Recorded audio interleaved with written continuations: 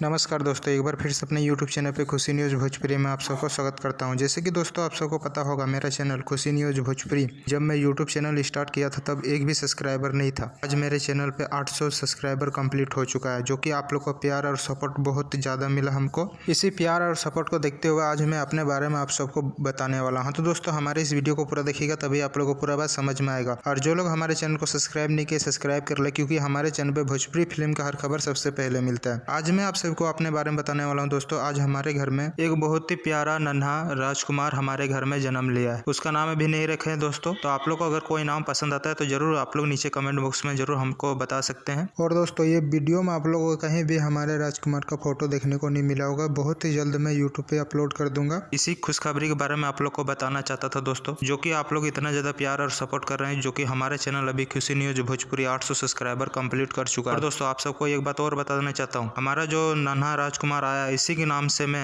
एक YouTube channel भी खोलूंगा, जिसमें भोजपुरी का हर खबर डालूंगा, जो कि यूट्यूब शॉर्ट में रहेगा। हाँ तो दोस्तों हमारे इस वीडियो को पूरा देखने के लिए बहुत बहुत धन्यवाद। और वीडियो पसंद आया तो ज्यादा से ज्यादा लाइक करें, सब्सक्राइब करें। धन्यवाद दोस्तों।